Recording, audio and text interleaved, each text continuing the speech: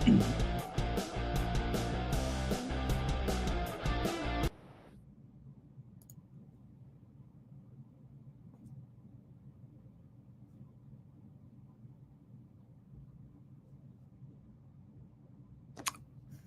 up, everybody? Coach Jerry here.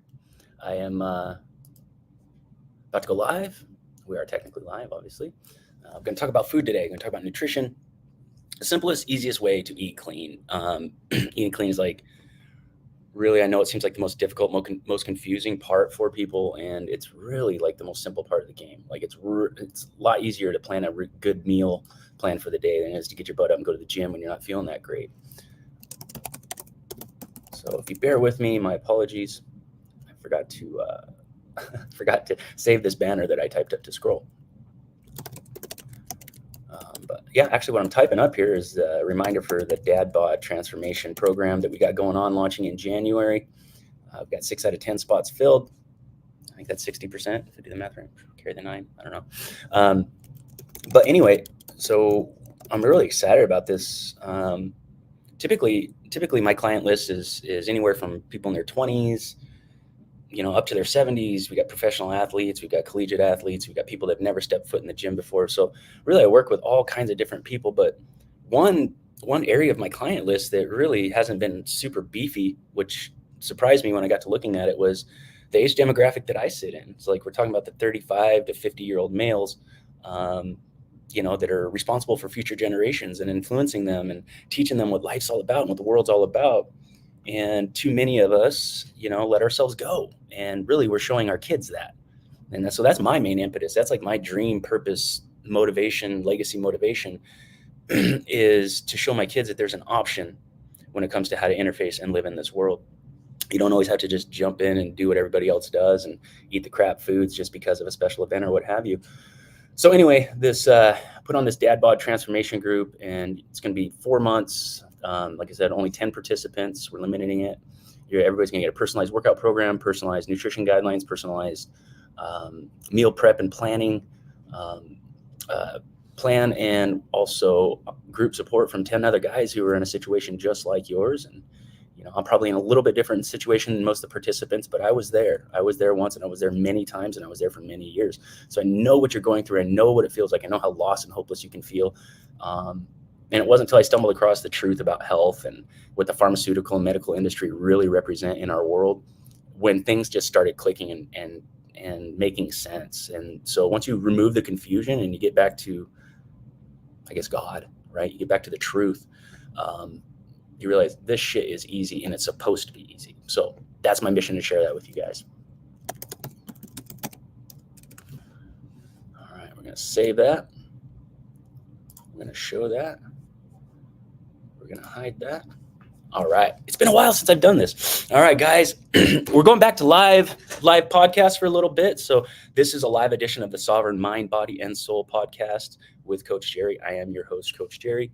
Not to bore you with the details of why I feel qualified to talk about such things, but as many of you know, I spent the majority of my career or my life putting all my time, energy into the wrong career. And as a consequence of doing that, I found myself in a real bad state of poor health, arthritis, GERD, autoimmunity, obesity, depression, anxiety, anger management issues, all of it. And really my soul was just crying out, do something different, do something different.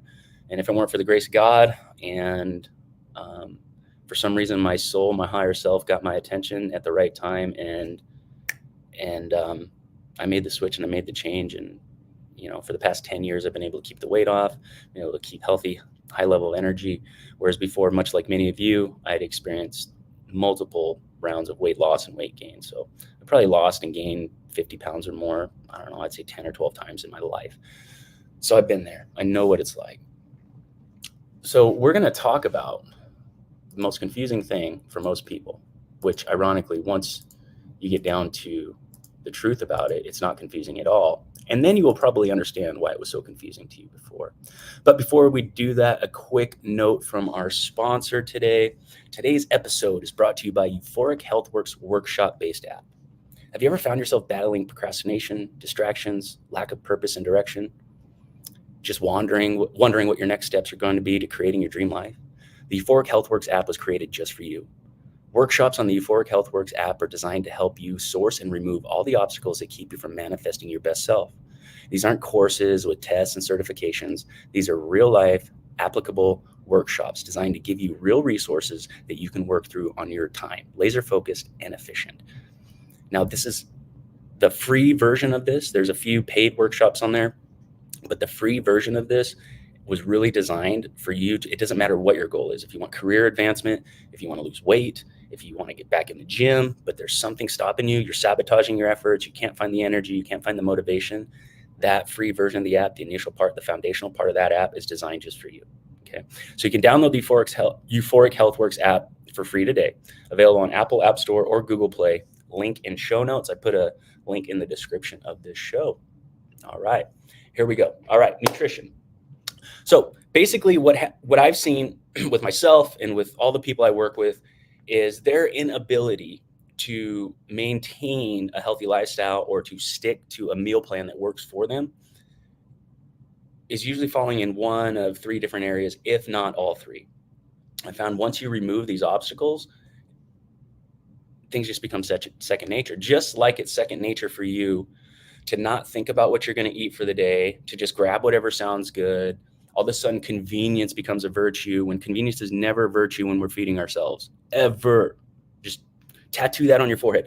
Convenience is never a virtue when we're feeding ourselves, ever. Okay, never is convenience the determining factor in what you're going to eat if you want to live healthy and be energetic and vital. Okay, so and once we remove those, then it just becomes second nature. Just like all those bad habits were second nature, your good habits become second nature after you remove those silly things.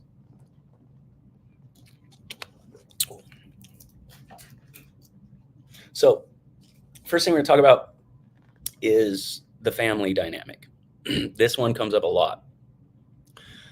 So generally, sometimes I work with both couples, but generally, if I end up working with both couples, I'm working with one person and then I end up working with the other person, or 99% of the time you don't work with the other person. So what happens is someone embarks on a transformation journey. They embark on they're making a change in their life, and maybe they're the only one that's going to make that change in their life, or in their household, or maybe they're the only one that really needs to make that change in their household. But whatever the case may be, it all of a sudden becomes where mom or dad is on one plan and the rest of the family isn't on a plan, or they're on a different plan.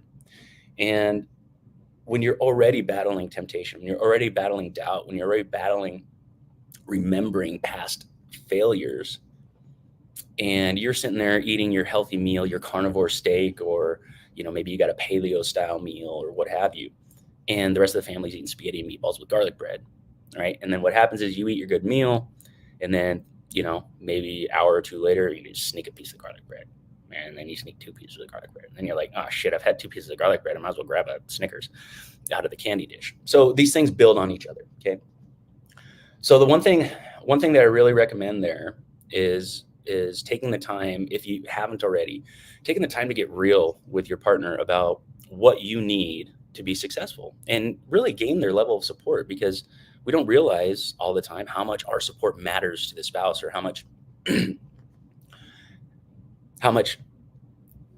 our habits and our behaviors could tempt our spouse, okay, or our partner. And so just getting real with it. So it's both of you on this plan, right? I mean, like you've got the action taker and you got the support system. So taking the time to just sit down and getting real with that individual and saying, hey, look, I know it sounds silly, but like when you put the candy out, I literally can't not grab some. And, at that point you might be telling the truth. Like until you understand how to get this in your life and you start switching your gut biome and you start regulating your insulin better and your glucose and your bloodstream better, and your cravings go away, your organs start to heal and repair themselves. Until you get to that point, you might not be able to say no to that candy, and that's a reality. Okay, you'll be able to say no 100 times, but that 101st time you'll say yes. Okay, and that's what happens. So just let them know and set some plans in place. Like know what is going to get in your way. Okay, so I got one client who's candy binging. Candy binging is their thing. They like to binge on candy. Halloween just happened, so they put on like 15 pounds through the holidays. And they got Christmas coming up. They're worried about that, of course. But really what it boiled down to was was just having that big candy dish right out. And, this guy could not say no when he walked by the candy dish. Everyone else in the family could. Everyone else in the family can walk by, grab a piece or two every day. But he would walk by, grab one of each. So you got a Milky Way, Snickers, Reese's, Almond Joy, and you get one of each every time. So really just setting up your environment to be successful. Be honest with people about what you need from them to help you be successful. And then that also bleeds into like family gatherings, work gatherings, public gatherings, things like that. Maybe there's a function that you're attending, or a birthday celebration or something you're attending, and they're going to have crappy food there, right? The right thing to do if you want to stay on your plan, and this isn't a day where you've planned for an indulgence, and so really participating in the food that they're providing would be a core values violation for your mission. Bring your own food or fast, okay? And that's why personalized meal plans are really, really rock solid, okay? But bringing your own stuff to a barbecue, ordering a la carte at a restaurant, right? If we go get breakfast at a restaurant, you don't have to order the omelet that comes with the toast and the hash browns or biscuit and blah, blah, blah. You can just order the omelet and get nothing on the side, or get a side of fruit or something like that. So just doing things different than everyone else. So it starts out with the family dynamic. Just be clear on where your weaknesses are and ask for support for extra strength until that becomes a strength for you. Be man enough to do that, right? Be strong enough to do that. And just be honest with yourself. If you can't say no to something right now, remove it. Move it out of the house, okay? One example, another candy example. So a client, pre-diabetic, and they really like candy and they can't say no to candy. And they got a spouse that can say no to candy, but they like to have candy out. They've got apples in the fridge. They got pears in the fridge. They got oranges in the fridge. They got other sweet treats that are a lot more healthy, but those aren't front and center. So I'm like, well, what if we just take that candy dish, put it in the pantry above the fridge so your family can still access it if they want, and put the fruit bowl out where you're walking by it all the time. And just a little simple habit swap like that, or a little environmental shift like that, caused him to eat way less candy. Now he could eat candy on his days where he planned for his indulgences instead of every single day. Okay. So it starts off with that. And then don't be afraid to be weird. Don't be afraid to be a little bit weird. Don't be afraid to do something different than everyone else. Okay. Because here's the thing. We walk in there, we're 30, 40 pounds overweight. We've got that big belly overlap in our belt buckle, and we sit down with the rest of the boys. Maybe we're at a Bible study or bridge club or what have you, and everyone else looks the same, right? You're going to fit in there, but you fast forward 6 months later and you've dropped 50 pounds. You're also going to be weird, aren't you? You're going to be the slim guy at the table, and they're going to want to know what you're doing. Okay, so don't be afraid to be weird. Don't be afraid to do things a little bit different. And this is a great example I like to use. If you were to go on vacation, like Spain or Italy or somewhere, in a blue zone area, if you were to go to like a blue zone area and you met up with groups there and you're in a group setting and everybody in the group setting is eating the blue zone food, and you show up with a bag of Doritos, some Oreos, and a sandwich that's got this much bread on it. You might, besides the bread, the bread's pretty normal there, but you're not going to fit in, are you? You're going to look a little weird, right? So why don't you take that blue zone mentality to your current environment? Because in the midst of being weird, being a little bit different, while you're doing that, people are like, who's this guy? What's going on here? But 6 months later, when you drop that 50 pounds, they're going to go, oh, what he was doing works. So you never know how your success is going to help motivate other people, inspire other people, and spark them to take action for their own situation as well. Okay. So right there, very first thing, don't be afraid to be weird. Don't be afraid to be weird, and don't be afraid to be honest about what your shortcomings are and directly impact your environment so that you can be the most successful that you possibly can be. Okay. Don't fool yourself and think just because I'm starting a diet plan today, that means I can walk past that bowl of Reese's peanut butter cups or that tray of cookies or what have you, the soda that's in the fridge. Okay. If they love you, they will be able to support you, and they will be able to help you shift your environment so that you can be as healthy as you possibly can. So the second thing, planning. Okay. So I'll be honest with you, I don't plan my meals anymore, but for an entire year plus, I wrote down everything I ate, how it made me feel, how my bowel movements were, what my training was like in the gym, what my recovery was like. So I literally tracked the effects of everything. That's not my style. That's not my personality at all. to do that stuff, it's not like that year sucked. Okay. It really sucked having to write everything down, be really honest with the effects of what I was eating and putting in my body. It really wasn't fun, but it was well worth it, because here we are, what, 4 years? No, wait, that was before I enrolled in the Czech Institute. That came from Paul's book. So we're talking like 7 years ago, and I haven't had to track food since. And there's been times where I fell out of alignment a little bit, but it was so easy to get right back. But so where I'm at the point now where I don't have to think about what I'm eating, I can just make good food choices.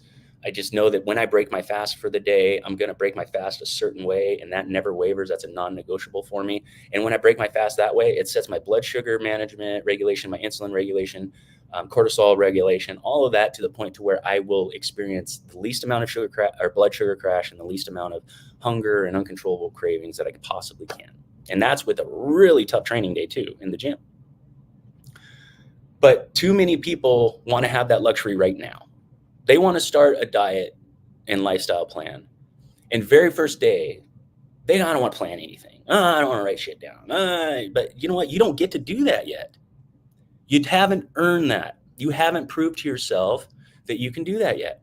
That's not a judgment. That's not a you're not enough statement. No, it's just being honest and being real with your abilities in the current moment. Okay. Winging it, not planning, just eating on the fly out of convenience or emotional eating or whatever, it's what got you here. It's what got you to the state from which you want to transcend from. So why would you use the same strategy to break out of it? Okay. Anytime you're making a change, you've got to do something different. If nothing changes, nothing will change. So until you get to the point to where you can just wake up at night and think about what you're going to eat for the day, you make good choices and you're like, man, I didn't have to think about that today. Until you get to that point, you're just doing yourself a disservice by being lazy and not planning it out. Okay, so a lot of my fat loss clients, one of the first action items they get is just make a menu for the week. I don't care what you put on it: pizza, brownies, cinnamon toast crunch, Coca-Cola, whatever. But if you're gonna have cinnamon toast crunch for breakfast, put it on your menu on like Sunday. If you're gonna have cinnamon toast crunch for breakfast on Wednesday, put it on your menu Sunday. And if you have Coca-Cola with pizza on Friday, put it on your menu on Friday. So the number of people that actually do that the first week is less than 20%. Less than 2 out of 10 of my clients will get that done the first week. And they'll always come back with some excuse. Always. Okay. We plan it out. Sunday, you're going to do this. You and the wife are going to sit down, write a menu, you're going to go shopping, blah, blah, blah, blah. So the reason why I do that is I prove to them, you're spending all of your mental energy trying to figure out what to eat when your whole effing problem is you don't plan. You don't plan. I just gave you full permission as your coach and guide to eat whatever the hell you want. But you got to plan to eat what you want. Okay, so it's the planning, it's not what to eat. It's really difficult to sit down and plan to abuse yourself with food for the week. And so when they don't do that, that's a subconscious sign that they don't really believe that they can eat healthy. So they know they're going to eat garbage, and they don't want to be accountable for it. They don't want to write it down and say, I did this, or I'm going to do this. Okay. So first thing, got to plan your meals. There's 2 really effective plans, and it really depends on what your personality is and how you roll, how you interface with the world. First plan is just pick a day. This is what I did. I pick a day. Sunday was our day. We sit down, we write our menu for the week, and then we go out and we buy all our groceries for the week for our menu. That was it. It took more than half the day Sunday, but it was well worth it. Got to connect with the wife, got to go shopping together. We got to talk about nutrition and what real food is and what real food isn't. And I think that's where my wife really learned the lesson of what processed foods are and what real foods are. And she's really freaking smart and amazing cook. So I'm really lucky. She knows how to put together healthy meals, and she makes awesome meals. My daughter does too. My daughter's an excellent cook. So I got lucky there. The second thing is just daily planning. Daily planning would be I wake up, and that's part of your morning routine. This is part of your intention setting for the day. You're going to wake up and say, today I am going to eat fill in the blank. Okay. And I know that these are going to be my obstacles to achieving my goal. Okay. So maybe we have a meeting at lunch at work, and they always bring croissant sandwiches and cookies and blah, blah, blah. I'm going to plan for that. Okay. So planning for your meals, knowing what you should be eating is obviously super important, but really just being disciplined enough to plan your meals for the day, I would say, is even more important. So, and then what should I eat? Well, everybody's different, but I'll just put it to you this way. This is the simplest way I can explain it. And all this stuff's on my app, guys, that I mentioned at the intro. Okay. Um, if it grows out of the ground, it's food. If it eats something that grows out of the ground, or eats something that eats something that grows out of the ground, it's food. If it runs, swims, flies, it's food. Okay. So in other words, if it's real whole food, it's food. If it's packaged food, it's not food. Now that doesn't mean you can't ever eat packaged food again if you work with a guy like me. No, in fact, I'm not nowhere near that strict and regimented in my approach. But just realize that what you're doing is eating a non-food. That's it. You wouldn't believe how many people think they're eating healthy, and I take a look at what they're eating, and it's spaghetti, all kinds of pastas, all kinds of pasta dishes, sandwiches, just all kinds of stuff with a bunch of empty calories, a bunch of digestive irritants, a bunch of things that can cause bloating and fluid retention and inflammation in the body, just all kinds of things that are really bad for a weight loss goal and a health goal. But they think they're eating healthy.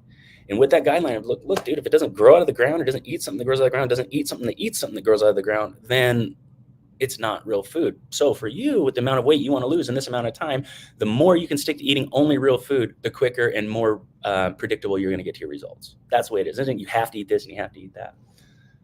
So that's real food. Got a plan to eat. Don't just eat reactionary, responsively. Be intentional about what you're doing.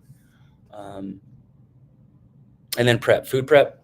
This thing, like you can make a ritual out of it. You could turn it into a second job if you want. Again, this is all your personality, how immersed you want to be in the process, all of that. So a couple different things, much like the menu planning, just like the menu planning. You can plan your meals out and cook them and prepare them and store them and have them last you for the week, or you can do it by the day. I like the latter option, matches my personality better, and your food stays fresher. So if we're prepping all of our food on Sunday, by the time you get to that salmon and quinoa on Friday, it's lost a lot of its nutrient value. It's lost a lot of its vitality. A lot of times you got to heat that stuff up in the microwave if you don't have anything else to heat up with.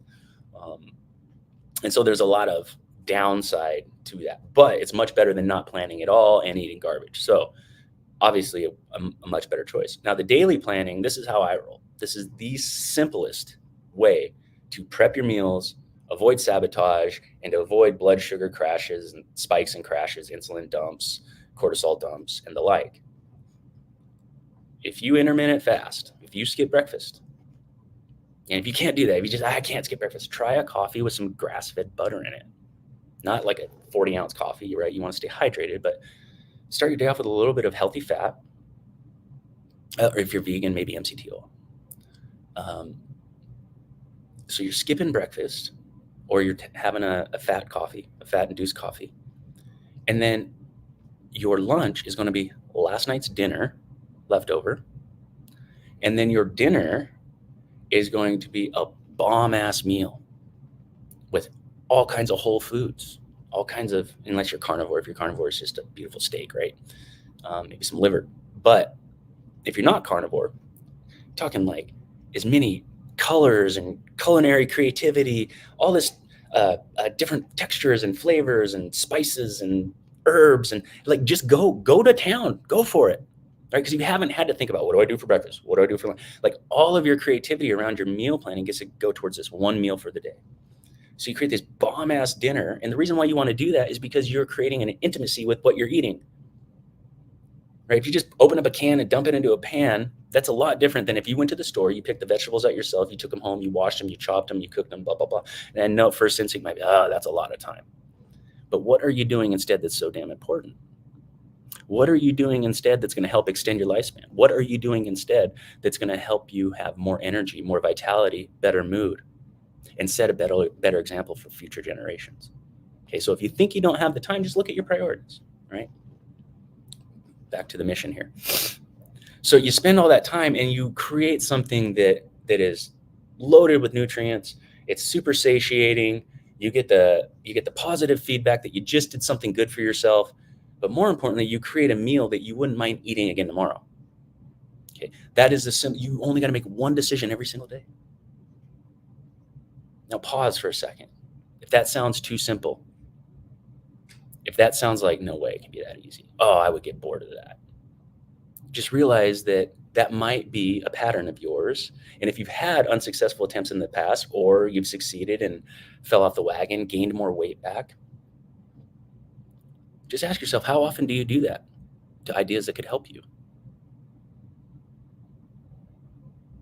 You see this over and over and over again. People refuse to believe the simplicity of being healthy, fit, energized, and conditioned.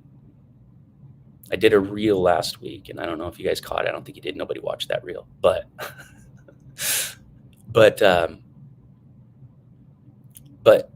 no shit, I lost my track. It's the simplicity. Okay, if we don't believe in the simplicity of what's healthy, then that's part of our pattern of trying to make things too hard. It doesn't have to be hard. Oh, I remember where I was going with this. So you were created, our bodies are created to be healthy. We've got a mechanism within us. It's called allostasis. And allostasis is our body's mechanism to always get us back to balance. It wants homeostasis. Homeostasis is balance within our body's physiology. Our body's always working towards that. Now, we can use big words like homeostasis and allostasis, but really, what is that? What is balance? Is balance healthy or unhealthy? It's very healthy, isn't it? So your body's always trying to push you towards being healthy. Where we experience the lack of energy, the fatigue, the feeling like we're beat down, we're not winning in life, is because we're resisting our body's attempts to get us healthy. Our body's trying to give us signals. Hey, you're really tired because you're eating shit. Yeah, you're going to the bathroom 4 times before you go to work because you're not eating real food. Or you haven't gone to the bathroom in 4 days because you're not eating real food. Right? But we just think, oh, I'm getting old, or I've got this genetic thing, or whatever. Also, take a look at your prescription drug side effects. So for us to believe that we can't is just ignoring God. It's ignoring physiology. It's ignoring, evolution. It's ignoring all that. So the truth of the matter is, health has got to be simple because we're designed to be healthy. Given everything we need to be healthy, fit, heal, we got all the herbs, we got all the plants, we got everything we need to be our best self. The plants, the herbs, all that, they're made out of the same stuff we are, right? Space dust. So resist the urge to believe it has to be harder than it is. It's not. This is super simple. Okay. So just as a recap, let the family know what your mission is and how you can be supported and where you're might be weak for the next few months until you get things down. So get them on board with you. They don't have to change anything they're doing, but let them be your support system. Don't be afraid to be weird if you're at a family gathering or you're in public at a work gathering, something like that. Don't be afraid to be a little bit weird. Order a little differently off the menu. Bring your own food. That's okay. If someone gets offended, it's not on you, bro. If they get offended, just ask them how many prescriptions they're on. Don't do that. But you know what I mean? You don't have to keep them from being offended. Maybe being offended would help them. Okay. Plan your stuff out. Okay. Plan what you're going to eat for the week. Plan what you're going to eat for the day, and make it as simple as possible. Prep your food, whatever way works best for you, but really have a plan. This is important stuff, right?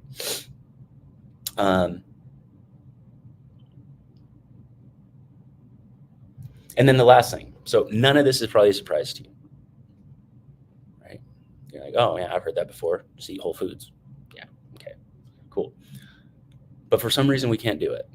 Now, a lot of it's what I mentioned above, but why do we refuse to plan? Why do we refuse to believe that it's that simple?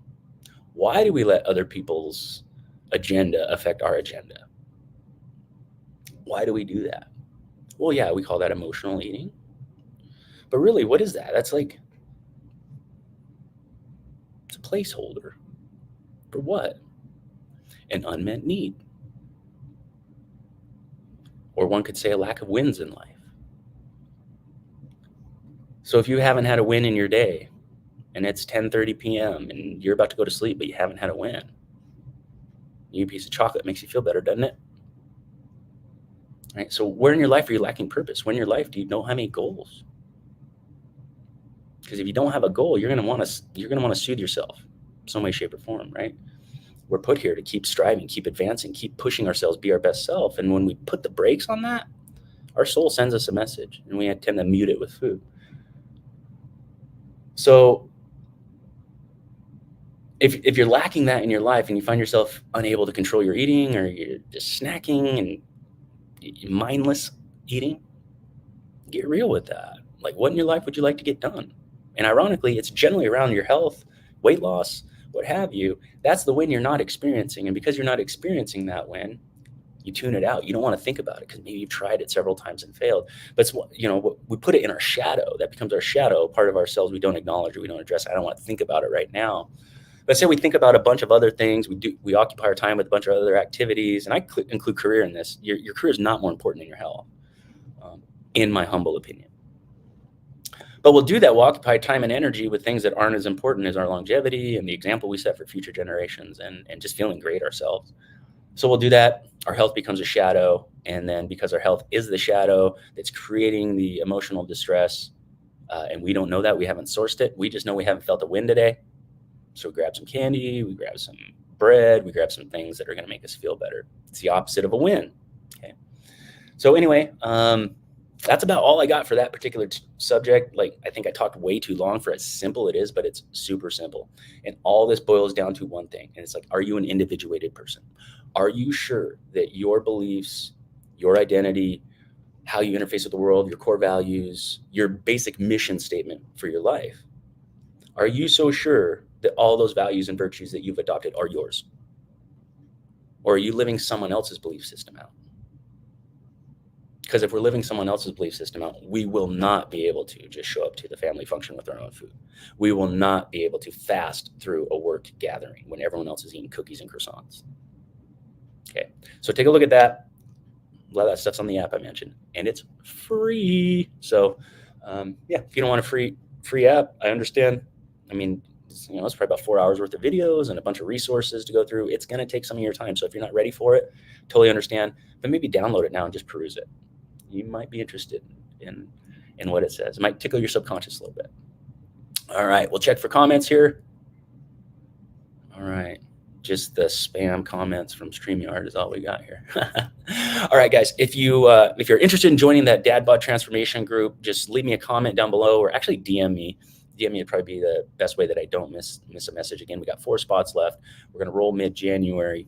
Got a really flexible payment schedule if finances are an issue for you. I know Christmas is coming up and what have you. Really, for about the cost of a good gym membership, you can make this happen. All right, guys, I appreciate you tuning in. If you have any questions, leave them in the comments below. I'll get to them later. But until then, thanks for tuning in to the Sovereign Mind, Body, and Soul live podcast. All right, peace, much love, and live well.